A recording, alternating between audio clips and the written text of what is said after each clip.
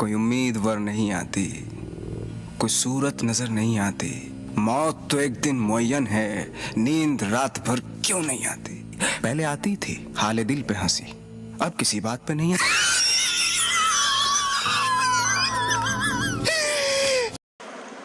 और सारा माल उनका लेके निकल जाएंगे। और अपने को वो तोतला तिवारी को कितना 40 लाख देने का ना। 40 लाख अगर 4 करोड़ से निकल जाता तो कितना बचेगा अपने पास? 360 हिस्सा बराबर याद रखते हो। 360 उसको अपने पास रखेंगे और फिर उसके बाद 3 जन हिस्सा कर लेंगे। और ये शहर छोड़ के, ये चाल छोड़ के निकल जाएंगे और मस्त में कैश करेंगे। पैसा ही पैसा होगा। मस्त। The first ever job you get after completion of your MBBS is your house job. Salary fixed होती है। पहले 45 के 500 और 55 रुपीज़ कुछ होती थी। ये मैं सिविलियंस की बात कर रहा हूँ। अब आई थिंक कुछ उन्होंने इंक्रीज़ कर दी है कि 65 तक शायद हो चुकी है। लास्ट वीडियो में कमेंट्स आए कि हमें हाउस जॉब प्राइवेट इंस्टीट्यूट में करनी चाहिए या गवर्नमेंट इंस्टीट्यूट में करनी चाहिए। देखें, 3 तरह के आपके पास MBBS कंप्लीशन के बाद कैंडिडेट्स अपेयर होते हैं। देखें, 3 तरह के कैंडिडेट्स MBBS की कंप्लीशन के बाद होते हैं। एक जो गवर्नमेंट के कॉलेजेस के ग्रेजुएट होते हैं, एक जो प्राइवेट इंस्टीट्यूट के ग्रेजुएट होते हैं और एक FMGs फॉरेन मेडिकल ग्रेजुएट्स आ जाते हैं। तो इन तीनों ने अब हाउस जॉब के लिए अप्लाई करना है। मोस्टली जो फॉरेन मेडिकल ग्रेजुएट्स हैं, जब वो किसी भी इंस्टीट्यूट में पाकिस्तान में आके हाउस जॉब करते हैं तो वो उन्हें अनपेड मिलती है। पेड बहुत ही अगर कोई लिंक हो तो फिर मिल जाती है, वरना नहीं। यूँ कह लें कि अगर किसी मज़दूर से आप सारा दिन मजदूरी करवाएं और उसको शाम को चुप करके घर भिजवा दें, तो यही हाल होगा हाउस जॉब के अंदर उन फॉरेन मेडिकल ग्रेजुएट्स का। मोस्टली जो प्राइवेट इंस्टीट्यूट के लोग हैं, उनके क्वेश्चन थे कि क्या हमें गवर्नमेंट इंस्टीट्यूट के अंदर जॉब करनी चाहिए या अपने पेरेंट इंस्टीट्यूट के अंदर।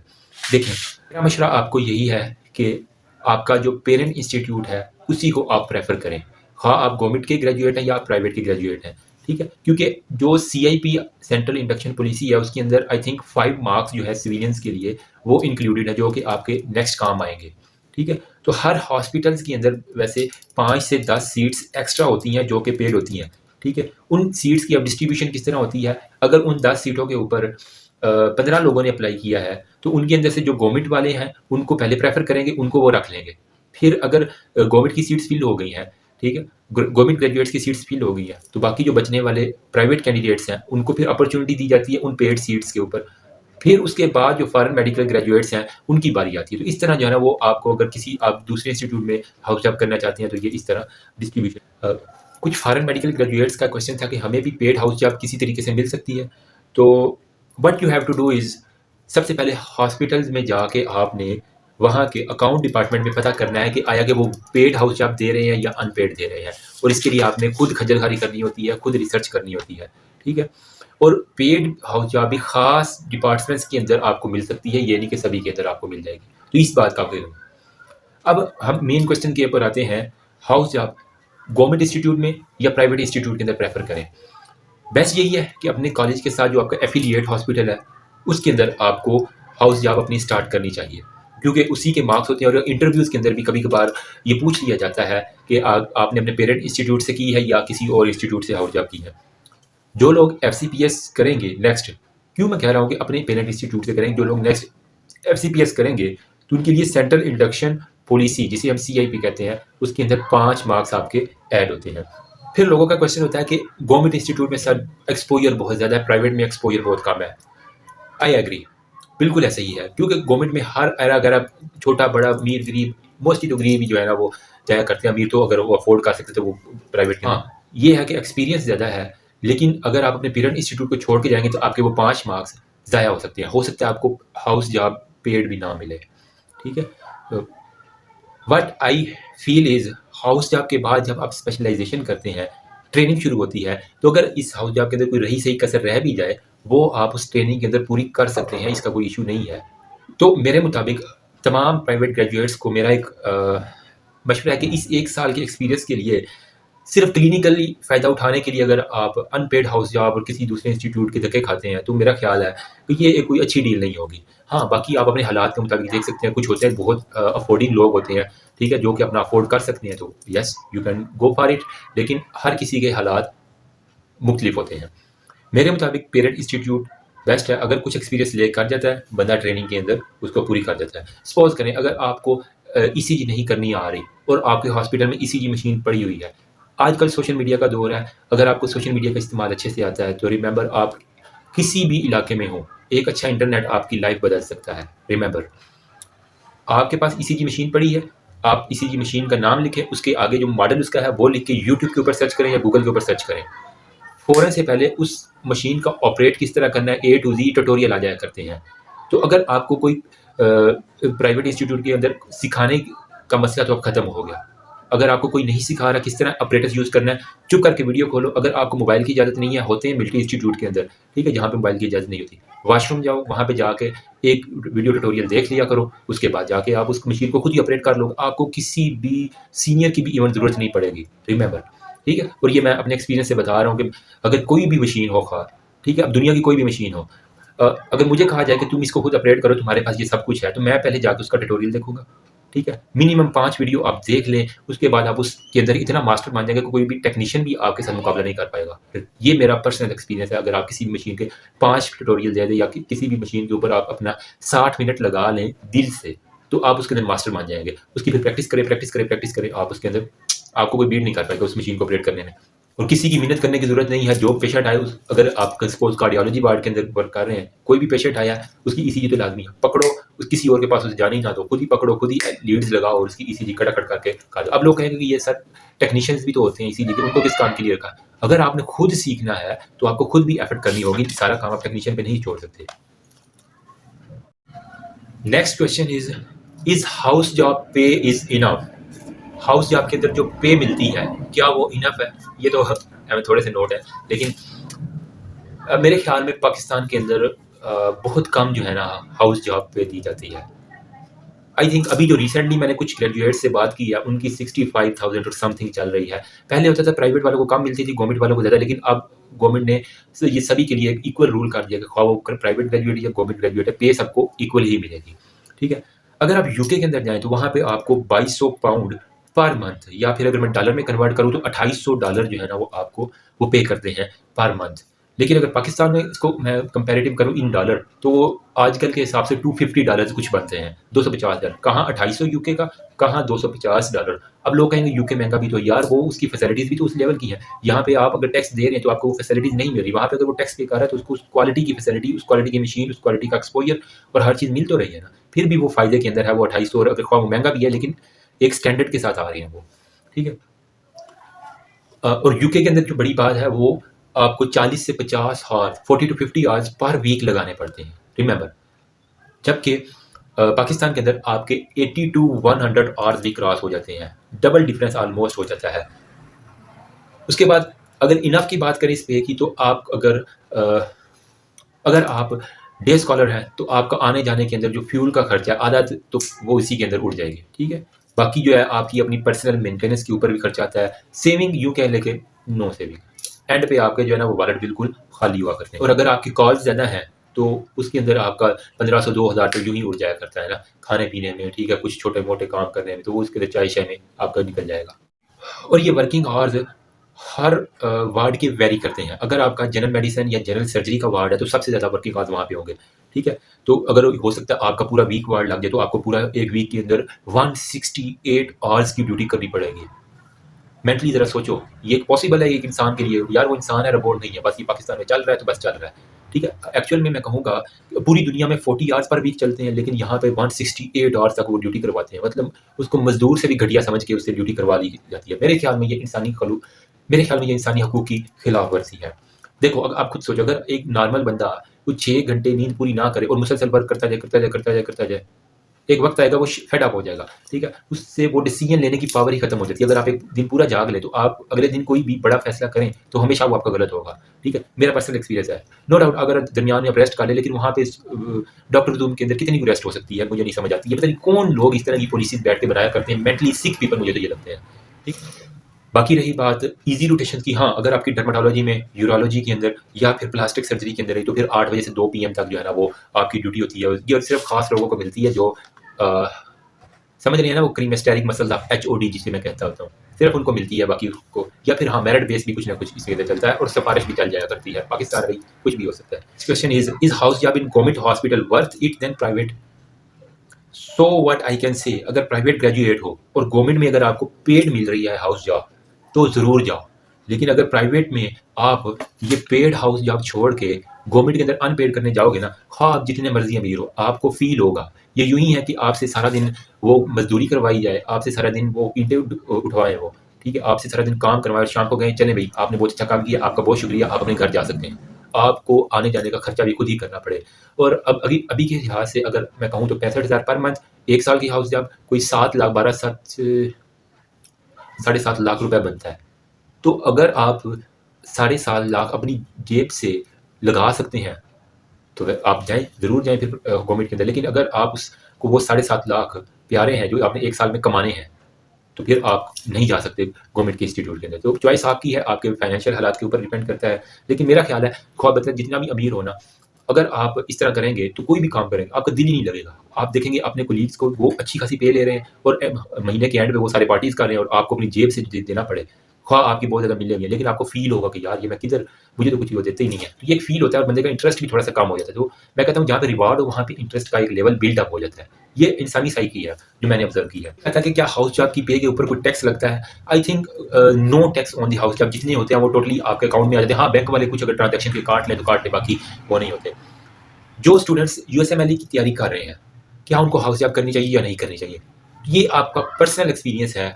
अगर तो आप क्लिनिकल एक्सपोजर पाकिस्तान का लेना चाह रहे हैं तो हाँ ज़रूर आप करें यहाँ पे। और ये इंटरव्यू के अंदर आपके पास मल्टीपल स्टोरीज होंगी बताने के लिए एग्जामिनर को, ठीक है, your experience in Pakistan, home country कैसा था, तो आप बहुत अच्छा बता सकते हैं। अपने सिस्टम को आप अच्छे से जान सकती हैं। फिर जब आप यूके में जाएंगे तो आप एक डिफरेंस क्रिएट करके अपने आप को वेल ग्रूम कर सकते हैं और आप पाकिस्तान के अंदर जो भी हेल्थ सिस्टम के अंदर डेफिशिएंसीज हैं उनको देख सकते हैं। और कल को अगर आप वापस भी आए तो आपको पता होगा कि हाँ यार ये जो कमियाँ है ना ये मुझे फील हुई थी उस वक्त। अगर मैं हूँ इस जगह पे तो मैं ज़रूर जो है ना वो पाकिस्तान के अंदर हाउस जॉब करके फिर USMLE के लिए जाऊँ, ठीक है। It make you emotionally strong. Yes, emotionally आपको स्ट्रेसफुल कंडीशन को हैंडल करने की बहुत सी टेक्निक सीख जाया करते हैं। एक्सपोजर से आप बहुत ज़्यादा लर्निंग करते हैं। प्रोफेशनल लाइफ कंप्लीटली डिफरेंट हो जाती है स्टूडेंट लाइफ से, ठीक है। फिर एक क्वेश्चन आया करता है कि what to do during house job duty to maximize your learning and acquire good click. बहुत से हाउस जॉबियंस का गिला होता है कि सर हमें PG कुछ नहीं बताते, वाइटल लेने के ऊपर लगा दिया है। ये कह के चले जाते हैं यार ज़रा तुम ये वार्ड संभाल लेना, रात को मैं जा रहा हूँ और मुझे खबरदार तुमने फ़ोन किया। अमूमन PGs जो है पाकिस्तान के अंदर वो डबल जॉब्स कर रहे होते हैं। नाइट के अंदर उनकी अगर ड्यूटी है तो वो ड्यूटी HOs के सपुर्द करके खुद कहीं और जॉब करने के लिए चले जाया करते हैं। तो और कहते हैं कि मुझे फ़ोन मिला करना। तो अब जो हाउस जॉब है ना उसे ना तो CPAP लगाना आता है, ना BiPAP लगाना आ रहा है, ना उसको फ्लो मीटर लगाना आता है, ना उसको ECG करनी आ रही है, ठीक है। तो वो पूरी वार्ड को रिस्क के ऊपर रख के खुद चला गया है और हाउस जॉबियन के ऊपर छोड़ गया है। हाँ फिर आपको जो है ना वो ECG टेक्नीशियन की ज़रूरत पड़ेगी। ECG टेक्नीशियन को आप कॉल करेंगे, वो आएगा, वो ECG करेगा और वो सारी उतनी देर में मरीज़ कहाँ से कहाँ पहुँच जाया करते हैं, ठीक है। तो इसलिए आपको अपनी लर्निंग खुद करनी पड़ेगी। Remember, self investment is the best investment. अपने ऊपर इन्वेस्ट करना सीखो। ट्रीटमेंट्स टिकट्स लिखना सीख लो जितनी जल्दी हो सकता है। लैब्स देखो वहाँ पे, इंटरप्रेट करो चीज़ों को, मैनेजमेंट देखो, उसका फॉलो अप कितने दिनों के लिए, हर एक पेशेंट की फाइल पड़ी हुई है। तो आपको मैक्सिमम दे जाके वहाँ पे लर्निंग करनी है, ठीक है। मेरी तमाम सीनियर से रिक्वेस्ट है, जो भी बच्चे आ रहे हैं खुदा का वास्ता है उन्हें ज़रूर सिखाएं, खुदा का वास्ता है। उनका काम सिर्फ वाइटल लेना ही नहीं है, मरीज़ को मैनेज कैसे करना है ये भी उन्हें सिखाना। अगर वो इस मरीज़ को मैनेज करने में नाकाम है तो एक तो उस हाउस जॉबियन की नाकामी है और दूसरा आप जो है ना आपकी भी बड़ी नाकामी है। आप अपनी ड्यूटी से सिंसियर नहीं थे तो आपने भी कुछ ना कुछ जो है ना वो डंडी मारी है, ठीक है। तो आप उसमें बराबर के जो है ना हकदार हैं, जिम्मेदारी आपके ऊपर भी आती है, ठीक है। अमूमन क्या करते हैं ये PG जो है ना वो सारी रात बाहर गुजारी, सुबह आके फाइल्स के ऊपर जो है ना कार्रवाई डाल दी तो बस ये जी हमारी जॉब होगी। ये इस तरह आई थिंक पाकिस्तान नहीं हो सकता और तो कहीं इसको एक्सेप्टेबल नहीं है। फिर देखा गया है कि अगर आप सिविलियन जो लोग हैं अगर वो BHU में जाए ना तो फ्रेश हाउस जॉबियन को अक्सर प्रिस्क्रिप्शन लिखना भी नहीं आती। मेरा ख्याल है एक तो हाउस जॉबियन का कसूर कम है, उस सिस्टम का कसूर ज़्यादा है, ठीक है, जिसने इसको सिखाया ही नहीं या इस काबिल ही नहीं बनाया कि उसने 1 साल लगा लिया और अभी तक उसको प्रिस्क्रिप्शन नहीं लिखनी आ रही। पूरी हाउस जॉब में उस बेचारे से वो सिस्टम वो काम करवाता है जो कि पैरामेडिकल स्टाफ्स को करने चाहिए। सपोज करें पेशेंट की शिफ्टिंग है जी, HO जा रहा है, ट्राली को जी धक्का लगाना है, HO जा रहा है, व्हील चेयर जो है ना उसको मूव करवाना है तो जनाब एचओ साहब जो है ना उसको कहा जाता है कि जाइए ये मरीज को फलां जगह जो है ना वो छोड़ के है। तो आई थिंक ये पैरामेडिकल स्टाफ का काम है, नो डाउट सवाब का काम है, बहुत सवाब मिलेगा, लेकिन ये सवाब जो पैरामेडिकल स्टाफ भर्ती किया हुआ है उनको भी तो लेना चाहिए ना। ठीक है, वो किस काम के लिए? वो क्या उधर वो कुर्सी पे बैठने के लिए आया? ठीक है, या इंजॉय करने आया? जिसका काम उसी को साजे, तो उसको कहें कि ये आपका काम है, आप अपना काम कंप्लीट करें, मेरा जो काम है वो मैं करूँगा। ठीक है, तो स्टाफ को आपने ट्रेन लाजमी करना है इस काम के लिए। अपने लिए स्टैंड नहीं लेंगे तो कोई भी आपके लिए स्टैंड नहीं लेगा। ठीक है, अपनी जिम्मेदारी अपनी रिस्पॉन्सिबिलिटी आपको खुद जानना होगी। फिर एक मैंने बात की कि आपको थर्ड ईयर से ही मैक्सिमम टाइम अपना वार्ड्स के अंदर कंज्यूम करना चाहिए। तो इसके ऊपर मुझे बहुत ज़्यादा हेट मिली, लोगों ने कहा कि यार थर्ड ईयर तो कैंटीन में जाके इंजॉय करने के होते हैं, हम तो ग्राउंड में जाते हैं। हम मोस्टली देखा गया कि उन्होंने चाय पी लेनी होती है थर्ड ईयर वाले जो जब जाते हैं वार्ड्स के अंदर, वहाँ से कैंटीन में, वहाँ से ग्राउंड के अंदर, ग्राउंड से वहाँ पे जनाब फिर वो कैफे के अंदर, वहाँ पे वेप लगाया, वहाँ पे सिगरेट पी और बस टाइम पूरा किया, एंड पे अटेंडेंस लगवाई और घर वापस या हॉस्टल वापस। ये काम होते हैं थर्ड ईयर्स के। तो मैं इसके सख्त खिलाफ यार, अगर चले गए तो कुछ ना कुछ एटलीस्ट सीख लो। खाली अटेंडेंस आपने क्या कबर में लेके जानी है? हाँ, इंटरनल असेसमेंट आ जाएगी, लेकिन क्या आपने सीखा क्या? इंटरनल सेटिस्फेक्शन वो किधर से आएगी आपकी? जब आप बैठे होंगे किसी पेरिफेरी एरिया के अंदर, आप अपने आप को कोसोगे कि यार काश मैं उसको ये कैंटीन चाहे चलो पी लो, लेकिन उसके बाद थोड़ी देर वार्ड भी गुजार लेता, तो आज ये मुझे ये इस तरह की निजामत ना करनी पड़ती। इवन कि आपको नर्सिस फिर जो है ना बेइज्जत करके चली जाती हैं, आपको छोटा अमला बेइज्जत करके चले, आपको पेशेंट के अटेंडेंट बेइज्जत करके चले जाते हैं। गूगल का दौर है, हर कोई पढ़ लिख के जो है ना वो फिर रिसर्च करके आपके पास आएगा, तो आपको हमेशा बेइज्जत का सामना करना पड़ेगा, रिमेंबर। ठीक है, अब तो एक आई थिंक यूएचएस वालों और बहुत से कॉलेजेस ने जो है ना वो फर्स्ट ईयर से ही जो है ना मॉड्यूलर सिस्टम के अंदर रिवार्ड्स के अंदर जाना शुरू कर दिया, तो बहुत अच्छा स्टेप है। मैं तो हमेशा इस बात में फेवर में था कि फर्स्ट ईयर से ही वार्ड में जाना चाहिए, लेकिन अब थर्ड ईयर से चले जा रहे थे तो फिर भी बड़ा अच्छा हो गया। ठीक है, देर आए दुरुस्त है, ये बहुत अच्छी काम किया। लोग कहते हैं जी थर्ड ईयर तो जनाब खाने पीने की है, घूमने फिरने की उम्र है, फिर अगस्त हमने हाउस के बाद सारी उम्र काम ही करना है। तो यार जब आपने काम सीखा ही नहीं हुआ तो घंटा क्या आपने एल करना है? जब आपको कुछ आता ही नहीं है तो आपने मक्खियाँ ही मारनी है, फिर BHU RIC में जाके या किसी भी पेरिफेरी इंस्टीट्यूट के अंदर अगर आपको लगा दिया जाए। ठीक है, हाँ, अगर आपने MBBS करने के बाद वही प्रॉपर्टी डीलर का काम करना है, इधर से प्लाट लिया उधर भेज दिया, या आपने गाड़ियाँ लेके उधर से गाड़ी लेके उधर से भेज दी, प्रॉफिट वाला काम है या स्टॉक एक्सचेंज का काम है, तो फिर ठीक है, आप जितना मर्जी चिल करें। डिग्री आपने ले लिया, आपके पास नाम के साथ टैग लग गया डॉक्टर साहब, जब बस आप चिल करें। लेकिन अगर आपने इस प्रोफेशन को अपना ब्रेड एंड बटर बनाना है, इसको पूरी इंटरेस्ट के साथ करना है, तो फिर आपको मेरी जान वर्क करना पड़ेगा, वरना आप फ्लॉप हैं इस फील्ड के अंदर। वार्ड के अंदर रोजाना जाओ, कुछ भी नहीं तो एटलीस्ट मिनिमम एक पेशेंट की आपने पूरी की पूरी एवेल्युएशन लाजमी करनी है। ठीक है, तो और वहाँ पे जो टीचर्स पढ़ा रहे होती हैं उनके ऊपर भी कभी कभार मुझे बड़ी हंसी आती है। देखो 25 स्टूडेंट्स का एक बैच है या 30 स्टूडेंट्स का एक बैच है, टीचर साहब क्या करते हैं जी, वो झुमगट्टा बस बनवा लेते हैं और जनाब पढ़ाना शुरू कर देते हैं। जो आगे वाली 2 रोज होती हैं सिर्फ वही सुन लेती हैं, बाकी पीछे वाले जो है उनको कख समझ नहीं आती, उन्हें इवन नजर भी नहीं आता। तो पता नहीं ये किधर से इन्होंने इंट्रोड्यूस करवा लिया है, प्रॉपर सेटअप के साथ नहीं ये चलते, ये सिस्टम ऐसे ही चल रहा है। तो इसलिए आपको अपनी ये एफर्ट खुद करना होगी। फाइल उठाओ, देखो वहाँ पे ट्रीटमेंट टिकट्स देखो, इन्वेस्टिगेशन देखो, नॉर्मल वैल्यू का आपको पता लगेगा। एक्सरे को गौर से पढ़ना सीखो, नहीं समझ आ रही यूट्यूब के ऊपर 5 वीडियो देख लो। अगर आपको इंग्लिश की समझ नहीं आती, उर्दू के अंदर 5 वीडियो देख लो, आप मास्टर बन जाएंगे एक्सरे का। आपसे अच्छा कोई एक्सरे नहीं देख सकेगा। ECG नहीं पढ़नी आ रही, 5 वीडियो देख लो।